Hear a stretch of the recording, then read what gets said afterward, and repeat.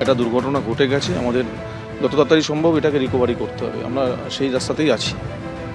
কতজন মানে এটা দেখুন, এটা অভিযোগ যা জানানো হচ্ছে এটা থানা থেকে বলতে পারবে, এখনও আমরা ঠিক এক্স্যাক্ট আমরাও বলতে পারছি না।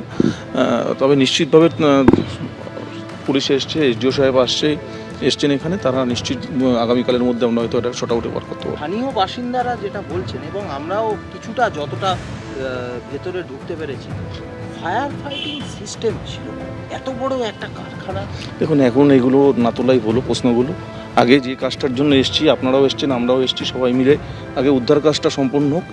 যে পেলোডার দিয়ে সরানোর কাজ চলছিল এই সমস্ত ধ্বংসস্তূপ, সেই পেলোডার বের করে নিতে হয়েছে এবং সেই পেলোডার বের করে নিয়ে আবারও যেহেতু নতুন করে বিভিন্ন জায়গায় আগুন দেখা যাচ্ছে, তাই দমকল বাহিনী আবারও সেই আগুন নেভানোর কাজ শুরু করেছেন।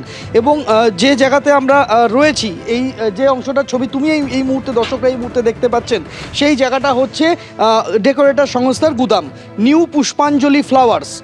এটা একটি ডেকোরেটর সংস্থা, একটি বড় ডেকোরেটর সংস্থা। তাদের বিবিধ কাজকর্ম, প্রচুর কিছু এখানে মজুদ ছিল।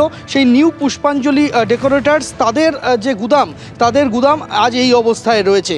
এখন উদ্ধার কাজ চালানোর জন্য যে পেলোডারগুলি নামানো হয়েছিল, যে পেলোডার দিয়ে কিছুটা পথ করা গিয়েছিল, সেখান থেকে দমকল কর্মীরা ঢুকে ভেতরে জল দিচ্ছেন এখনও পর্যন্ত।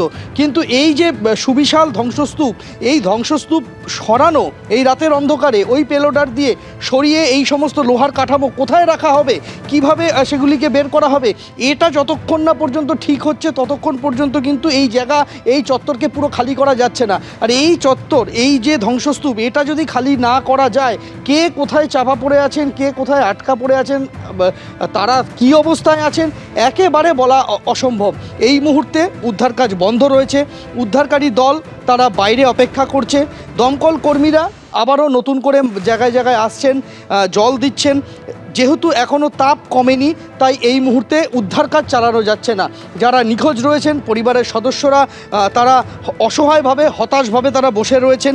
কিছুক্ষণ আগেই একদল মানুষকে নিয়ে, যাদের স্বজন নেই, খোঁজ পাওয়া যাচ্ছে না, তাদেরকে নিয়ে ময়নার বিজেপি বিধায়ক অশোক দিন্দা, তিনি নরেন্দ্রপুর থানায় গিয়েছেন পুলিশের সাথে কথা বলতে, যে কি হবে এই সমস্ত পরিবারগুলির।